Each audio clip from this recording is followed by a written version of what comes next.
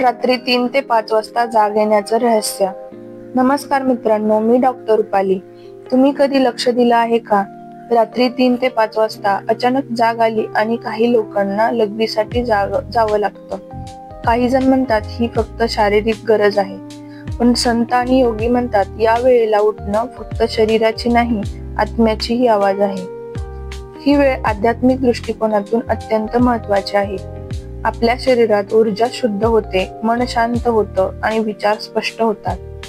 जर तुम्ही या वेळेला उठता आणि काही लोकांना लघवीसाठी थेट जाग येते, तर शरीर डिटॉक्सिफाय होतं, ऊर्जा संतुलित होते आणि मनाची शुद्धी होते. वास्तविक शरीर आपल्याला संकेत देतं, तुम्ही स्वतःच्या आरोग्याकडे आणि मनाच्या शांततेकडे लक्ष द्या. ही वेळ फक्त शारीरिक गरज पुरवण्याची नाही, तर एक आध्यात्मिक संधी आहे. जागण्यामुळे तुम्ही स्वतःच्या शरीराशी संवाद साधता, मनाशी संपर्क साधता आणि सबटल एनर्जी अनुभवता. वेद, उपनिषद आणि योगशास्त्र सांगतात, ब्रह्ममुहूर्त हा साधनेसाठी सर्वोत्तम वेळ आहे आणि त्यातच लघवीसाठी उठणं काही लोकांना नैसर्गिक आहे. आज आपण या अद्भुत रहस्याची पूर्ण माहिती जाणून घेणार आहोत, शास्त्रीय आणि आध्यात्मिक दृष्टिकोनातून. ब्रह्ममुहूर्त, आध्यात्मिक सोन्याचा काळ. रात्री 3 ते 5 सूर्योदयापूर्वीचा वेळ. रात्री 3 ते 5 सूर्योदयापूर्वीचा वेळ हा ब्रह्ममुहूर्त मानला जातो. या वेळेला वातावरण शांत, पवित्र आणि ऊर्जायुक्त असतं. प्राचीन ऋषीमुनींनी यालाच साधनेसाठी सर्वोत्तम काळ म्हटले, कारण या वेळेला निसर्गातील प्राणवायू शुद्ध व जास्त प्रमाणात असतो. मन स्थिर, विचार शांत आणि एकाग्रता प्रचंड वाढलेली असते. म्हणूनच ही वेळ ध्यान, योग, प्रार्थना, ग्रंथ वाचन यासाठी श्रेष्ठ मानली जाते. आपण त्या वेळेला झोपलेलो असलो तरी शरीर आणि मनाचा ऊर्जेचा प्रवाह वेगळा अनुभवतो. आजच्या वैज्ञानिक संशोधनाने हे सिद्ध केले की पहाटेच्या वेळी मेंदूची अल्फा वेव्हज सर्वाधिक सक्रिय असतात, ज्या सर्जनशीलता आणि आध्यात्मिक जोड वाढवतात. म्हणजेच हा काळ फक्त धार्मिक दृष्टिकोनातून नाही, तर वैज्ञानिक दृष्टिकोनातूनही महत्वाचा आहे. योगशास्त्र आणि नाडीचक्र. योगशास्त्र सांगतं की शरीरात 3 प्रमुख नाड्या आहेत, इडा, पिंगळा आणि सुषुम्ना. त्यापैकी सुषुम्ना नाडी पहाटे 3 ते 5 दरम्यान विशेष सक्रिय होते. हीच नाडी आध्यात्मिक प्रगतीची दारं उघडते. या काळात ध्यान किंवा प्राणायाम केल्यास शरीरातील ऊर्जा वरच्या चक्रांपर्यंत पोहोचते. यामुळे मन स्थिर राहतं, सकारात्मक विचार वाढतात आणि आध्यात्मिक उन्नती होते. संत तुकाराम, ज्ञानेश्वर, कबीर यांसारख्या संतांनी यावेळेत साधना करून आत्मज्ञान प्राप्त केलं. विज्ञानाच्या भाषेत सांगायचं तर या काळात नर्वस सिस्टीम रिलॅक्स असते. ब्रेनचा प्रीफ्रंटल कॉर्टेक्स सर्वाधिक रिसेप्टिव्ह असतो. म्हणूनच त्यावेळी शिकलेलं, वाचलेलं किंवा ध्यानात घेतलेलं मनात खोलवर साठून राहतं. झोपेचं विज्ञान आणि REM सायकल. आपली झोप काही साधी नसते. ती झोपेच्या टप्प्यांमध्ये म्हणजे स्लीप सायकल्स मध्ये विभागली जाते. साधारण प्रत्येक 90 मिनिटांनी आपलं शरीर REM म्हणजेच रॅपिड आय मुवमेंट आणि नॉन रॅपिड आय मुवमेंट झोपेत जातं. रात्री 3 ते 5 वाजता आपण हलक्या झोपेच्या टप्प्यात असतो, त्यामुळे डोळे उघडणं सोपं जातं. म्हणून अनेक जणांना या वेळेला जाग येते. यामागे काही चुकीचं नाही, तर हे शरीराचं नैसर्गिक सायन्स आहे. जर एखादा माणूस मानसिक तणावाखाली असेल किंवा जास्त विचार करत असेल, तर ही वेळ त्याच्या झोपेला जास्त डिस्टर्ब करते. त्यामुळे लोक म्हणतात नेहमी 3 ला डोळे उघडतात, पण खरं म्हणजे ते स्लीप आर्किटेक्चर मुळे घडतं. हार्मोन्सचा खेळ. पहाटेच्या वेळेला शरीरात काही महत्वाचे हार्मोन्स बदलतात. मेलॅटोनिन हे झोपेचं हार्मोन रात्री 2 ते 3 नंतर कमी होतं.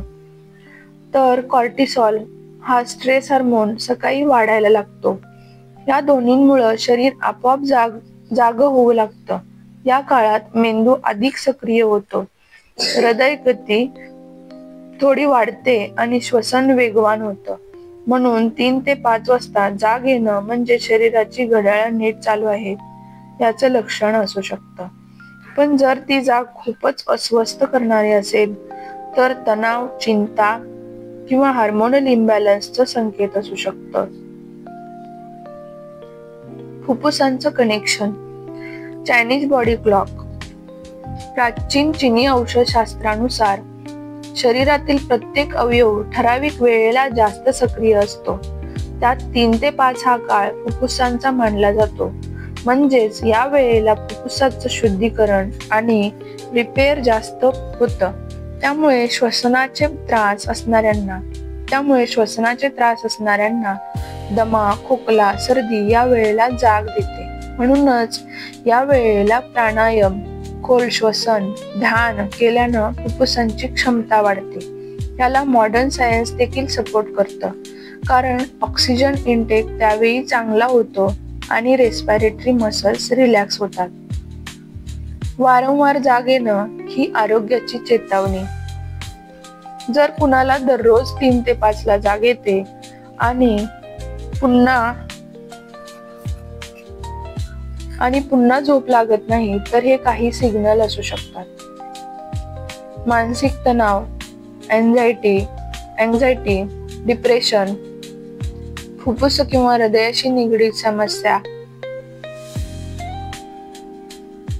झोपेचे विकार, स्लीप अपनिया, इन्सोमनिया याकडे दुर्लक्ष करू नका. 1-2 दिवस ठीक आहे, पण सतत होत असेल तर डॉक्टरांचा सल्ला घ्यावा. आयुर्वेदात याला पित्त दोषाची लक्षणं मानली जातात, कारण पित्त रात्री वाढून शरीराला अस्वस्थ करतं. त्यामुळे उपाय म्हणजे शांत झोपेची सवय, योग्य आहार, मानसिक स्थैर्य हे जपलं पाहिजे. 3 ते 5 या वेळेला लघवीसाठी जाग येण्याची कारणं. किडनीचं कामकाज.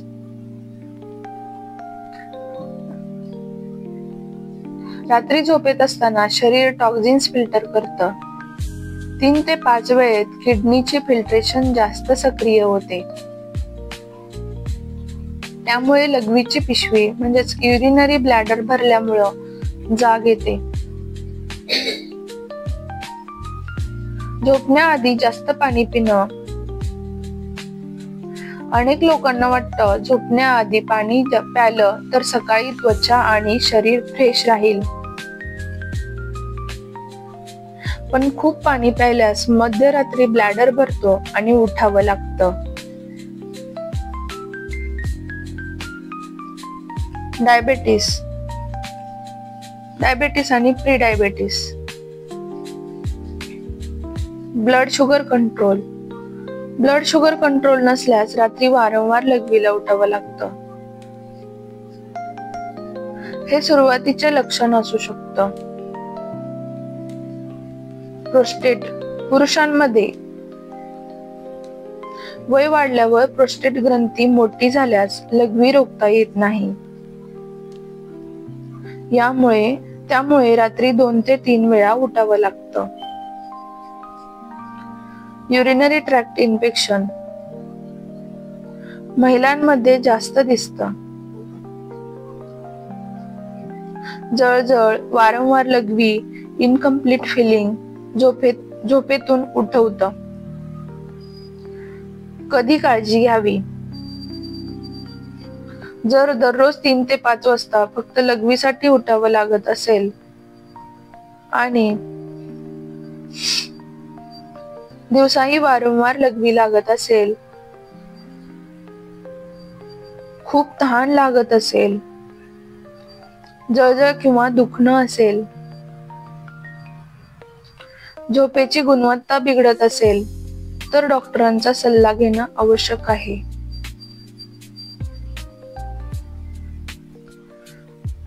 काय उपाय करावेत? झोपण्याच्या 1-2 तास आधी पाणी कमी प्यावे. रात्री खूप खारट आणि गोड पदार्थ टाळावे. झोपण्याआधी लघवी करूनच झोपावे.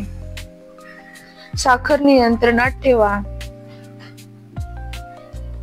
गरज असेल तर किडनी, डायबेटीस, प्रोस्टेट तपासणी करून घ्या. आध्यात्मिक फायदे. ध्यान आणि साधना. या वेळेला जाग आल्यास लगेच मोबाईल पाहण्याऐवजी डोळे मिटून बसावं. 2 मिनिटं खोल श्वसन घ्यावे. मनात छोटा मंत्र जपावा. यामुळे मानसिक शांती मिळते. अनेक लोक या वेळेला सृष्टीशी जोडलेली जाणवतात. काहींना स्वप्न स्पष्ट आठवतात. काहींना नवीन कल्पना सुचतात. म्हणूनच संतांनी या काळाला आत्मजागृतीचा काळ म्हटला आहे. आपण या वेळेला केलेली साधना दुपटीने फळ देते. विज्ञान सांगतं या वेळेला ब्रेनच्या क्रिएटिव्हिटी सेंटर्स म्हणजेच टेम्पोरल लोब, फ्रंटल कॉर्टेक्स सर्वाधिक ऍक्टिव्ह असतात. फायदे. आरोग्यासाठी सुवर्ण काळ. जर योग्य पद्धतीनं वापरला तर 3 ते 5 वाजता उठण्याचे अनेक फायदे आहेत. फुफ्फुस मजबूत होतात. डायजेशन सुधारतं. इम्युनिटी वाढते. डिप्रेशन कमी होतं. स्मरणशक्ती तीक्ष्ण होते. दिवसभर पॉझिटिव्ह एनर्जी राहते. याला आधुनिक मानसशास्त्र म्हणजेच मिरॅकल मॉर्निंग इफेक्ट असं म्हणतात. जे लोक 3 ते 5 ला उठून ध्यान, प्रार्थना, लेखन करतात त्यांचं आयुष्य खूपच बॅलन्स्ड आणि क्रिएटिव्ह होतं. जर त्रास होत असेल तर काय करावं? रात्री हलकं जेवण करा. झोपण्याआधी मोबाईल किंवा टीव्ही टाळा. रात्री 11च्या आधी झोपायचा प्रयत्न करा. वारंवार 3 ते 5 ला जाग येत असेल तर प्राणायाम, मेडिटेशन करा. झोपेची हायजीन पाळा. अंधारात झोपा. शांत वातावरण ठेवा. तरीही झोप लागत नसेल तर वैद्यकीय सल्ला घ्या. संधी की समस्या. रात्री 3 ते 5 ला जाग येणं ही काही साधी घटना नाही. काहींसाठी ती संधी आहे, कारण हा काळ ब्रह्ममुहूर्ताचा साधनेसाठी सर्वोत्तम. तर काहींसाठी ती समस्या आहे, कारण वारंवार जाग येणं हे आरोग्याच्या धोक्याचं लक्षण. निर्णय तुमच्या हातात आहे.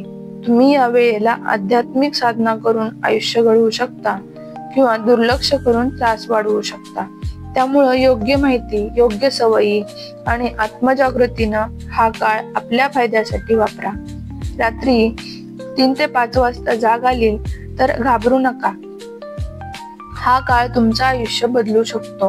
फक्त योग्य मार्गाने त्याचा उपयोग करा. ही माहिती तुम्हाला कशी वाटली कमेंट करून कळवा.